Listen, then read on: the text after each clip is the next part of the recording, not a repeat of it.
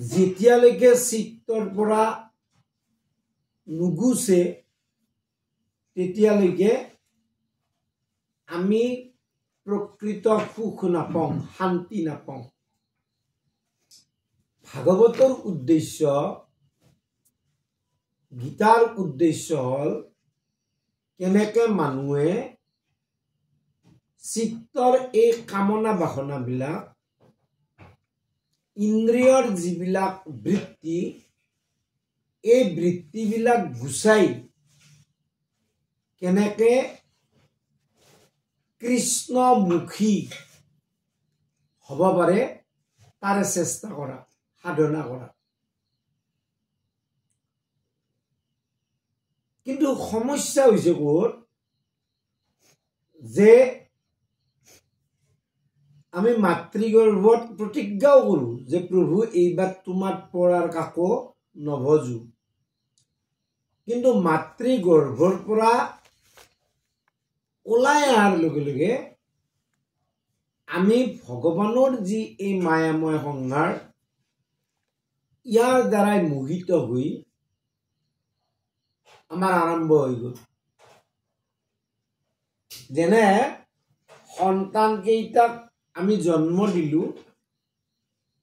জন্মৰ পিছত সি কি মেগী, কি চিপছ একো নাজানে,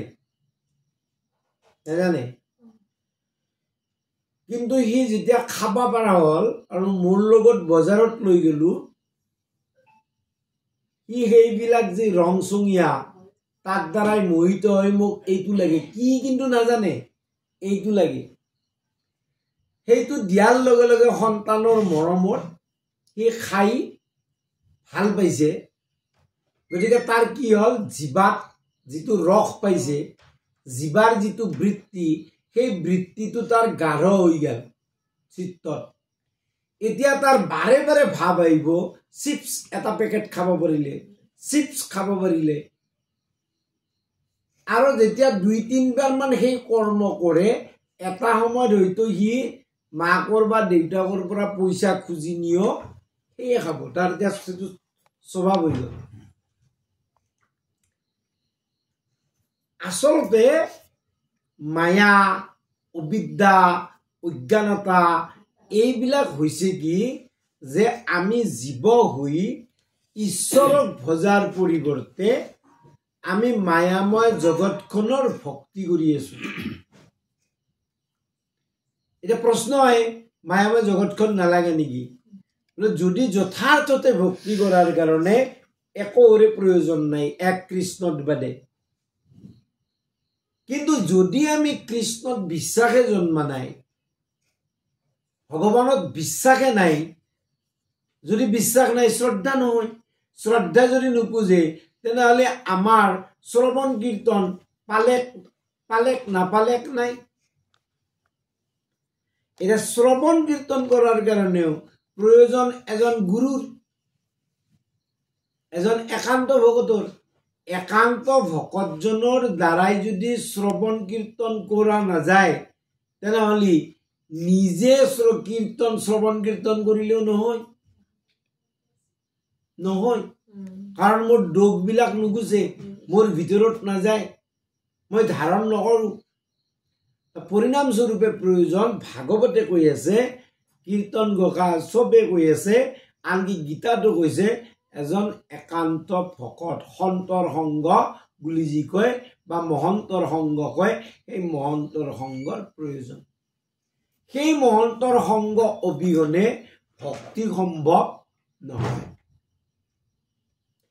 ভাগৱতৰ ২য় স্কন্ধত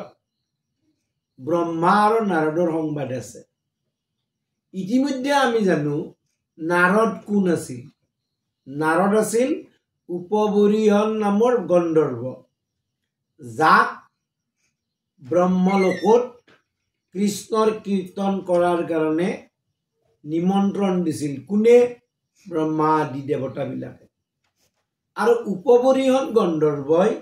অপেশ্বৰীবিলাকৰ সংগত কৃষ্ণৰ কীৰ্তন কৰাৰ পৰিৱৰ্তে আন কীৰ্তন কৰাৰ কাৰণে ব্ৰহ্মাৰ কি আহিল? ক্ৰোধ আহিল। আৰু ব্ৰহ্মাই তাক কি কৰিল হাপ দিলে কি হাপ যে তুই এই ব্ৰহ্মলোকৰ কাৰণে যোগ্য নহয় ক'ত যা যে তুই নিজ কুলত জন্ম লে নিজ জনী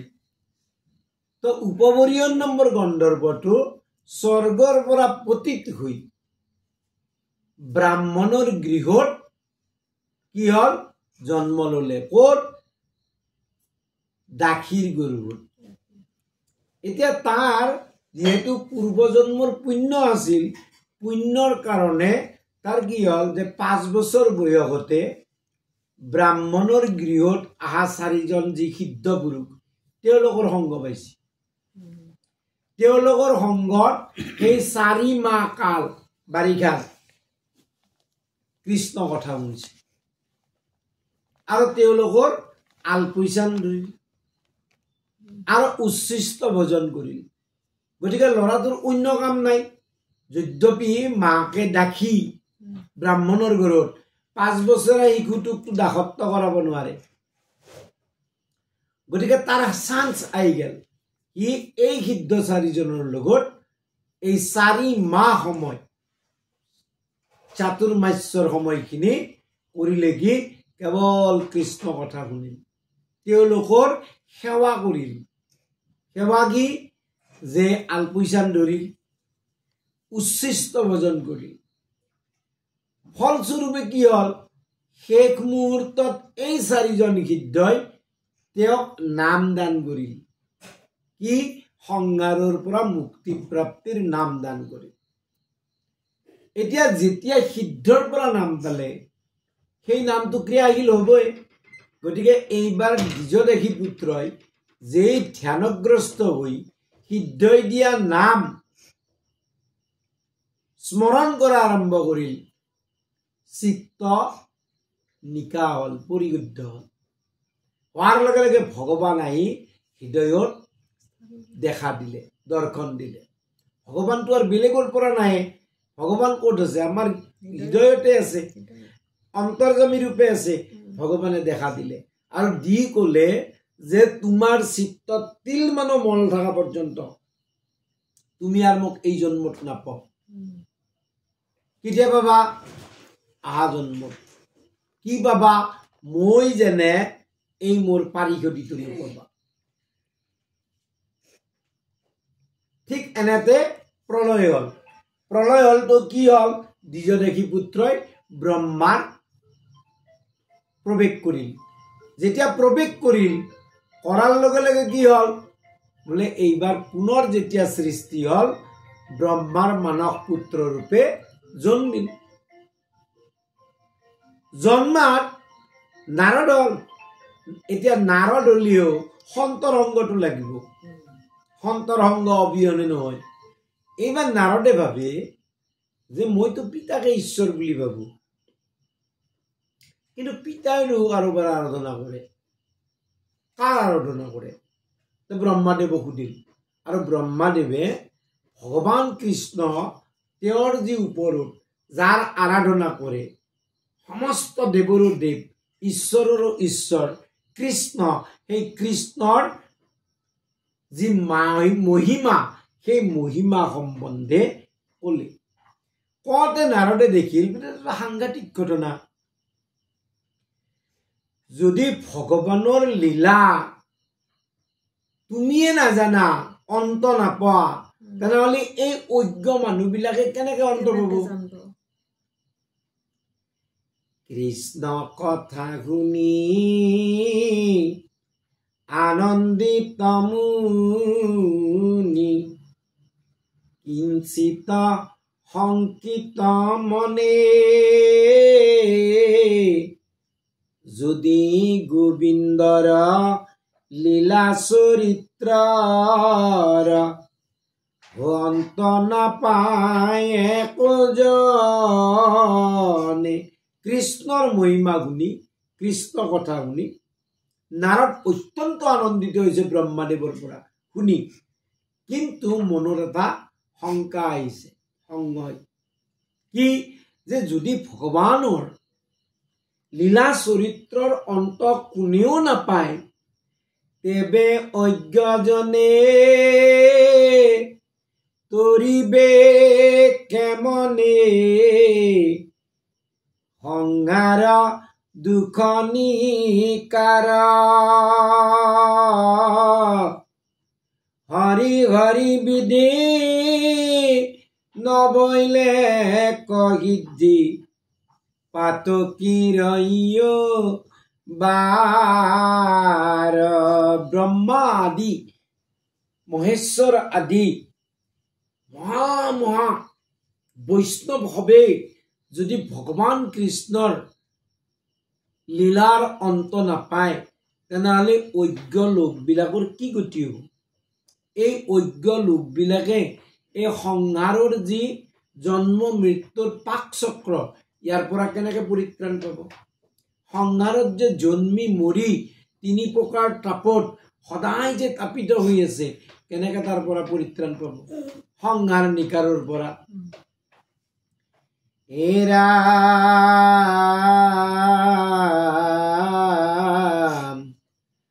হাখিয়া ব্ৰহ্মাই বোলে মুনিৰাই নকৰিবা মনে দুখ কৃষ্ণৰ কৃপাত মিলিবে সাক্ষাৎ সমস্তে লোকৰ সুখ ব্ৰহ্মাই নাৰদৰ সংকাপ সংগয়ত আহিছে যে হৈয়তো আহিবতো সংগয় আৰু হাঁহি কৈছে যে শুনা নাৰদ মনত দুখ নকৰিবা কিয় যে তুমি যদি কৃষ্ণৰ ভজনা কৰা কৃষ্ণৰ কৃপাত সাক্ষাতে তুমি পাবা কি যি লোকত থাকা সেই লোকৰ সুখে তুমি পাবা কিন্তু কি কৰিব লাগিব কৃষ্ণ সন্মুখ হ'ব লাগিব কৃষ্ণত শৰণ ল'ব লাগিব যদি শৰণ লোৱা যেনেকৈ ভীষ্মই ইয়াৰে আগত কৈছে প্ৰথম স্কন্ধত কি কৈছে যে যদ্যপি ভগৱানে সকলোকে সমানে চায় কাৰণ তেওঁ সৃষ্টি কৰিছে সকলোকে সমানে চায় তথাপি যি তেওঁৰ ভকত সেই ভকতৰ কিন্তু পক্ষপাতিত্ব কৰে অৰ্থাৎ যিসকলে ঈশ্বৰৰ কায় বাক্য মনে একান্তভাৱে ভকতি কৰে সেইসকলৰ প্ৰতি ভগৱানৰ কি হয় কৃপা কৰে সেইসকলক কৃপা কৰে ভীষ্মই কৈছে যে মই প্ৰাণ এৰিম এই কথাটো তেওঁ জানে মই শৰীৰ এৰিম এই কথাটো তেওঁ জানে আৰু জানি তেওঁ সাক্ষাতে আহি মোৰ সন্মুখত চতুৰ্ভুজ ৰূপত দৰ্শন দিছে নাৰদক কৈছে তাৰ কাৰণে কৃষ্ণৰ কৃপাত মিলিবে সাক্ষাৎ সমস্ত লোকৰ সুখ যিকোনো লোকৰ শ্ৰদ্ধেয় লোকৰ যিকোনো লোকৰ সুখে তুমি পাবা ভগৱানৰ কৃপাত কিন্তু তুমি এটা কাম কৰিব লাগিব কি অপত এৰিয়া সাধু সংগ লুয়া সাৱধান কৰি মন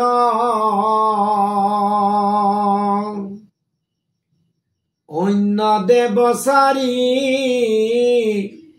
যিটো নৰ নাৰী কৃষ্ণত লৈলা শৰণ এইখিনি কৰিব লাগিব কপট এৰিয়া কপট কি যে মনুষ্য হৈ মোৰ নিজ ধৰ্ম কৃষ্ণমুখী হোৱা কৃষ্ণক ভজা কিন্তু আমি কওঁ কাকনো বুজি আছো ঈশ্বৰকে বুজি আছো কিন্তু কোন ঈশ্বৰক বুজি আছো সেইটো আমি নাজানো আমি নানা দেৱ দেৱীৰ আৰাধনা কৰি আছো কৈছে গতিকে তোমাৰ এই দুই নাৱত দুই ভৰিটো নচলিব কপটতা কি মুখত এটা অন্তৰত এটা পেটত এটা তাৰ নাম কপটতা গতিকে এই একটো নহ'ব তুমি এক হ'ব লাগিব যদি তুমি কৃষ্ণৰ ভকতে হোৱা তুমি কৃষ্ণকে বুজিব লাগিব তুমি ইয়াত দুটা নহয় বোলে এক নবজিলে বেয়া পায় নেকি বোলে কৃষ্ণতো ভকতি দেৱৰ ত্ৰিপিতি কৃষ্ণক যিয়ে ভজে তাৰ প্ৰতি দেৱতাবিলাকো তুষ্ট হয় পাছে পাছে ঘূৰে দেৱতাবিলাকে তো ইয়াতে কৈছে কপটতা এৰা আৰু এৰিলে নহ'ব কি বোলে মই কৃষ্ণক ভজিম এই সিদ্ধান্ত কৰি তুমি এজন সন্তৰ সংগ লোৱা সাধুৰ সংগ লোৱা কিয় সাধুজনেহে জানে কৃষ্ণ তত্ত্ব আধ্যাত্মিক জ্ঞানখিনি কৃষ্ণৰ গুঞ্জক লীলা যি ৰস কেনেকে আস্বাদন কৰিব পাৰি এইটো সাধুহে জানে অন্যই নাজানে একান্ত ভকতেহে জানে গতিকে সেই একান্ত ভকত এজনৰ তুমি সংগ লোৱা আৰু কেনেকে সাৱধান কৰি দিছে সাৱধান কি সাৱধান কৰি মন কিয় মন ইব মনুষ্যনাম বন্ধ মৎস্য কাৰণম মনে হৈছে মনুষ্যৰ বন্ধ আৰু মুখ্যৰ কাৰণ গতিকে এই মনটো সাৱধান কাৰণ ই এনেকুৱা শয়তান ই এক মুহূৰ্তৰ কাৰণে স্থিৰ নাথাকে ই এনেকুৱা শয়তান ইয়ে আমাক পুনঃ ইটো শৰীৰৰ পৰা সিটো শৰীৰত ভ্ৰমাব পাৰে আৰু এই মনেয়ে জীৱক ঈশ্বৰৰ বৈকুণ্ঠ ধাম পোৱাত সহায় কৰিব পাৰে গতিকে সাৱধান মনটো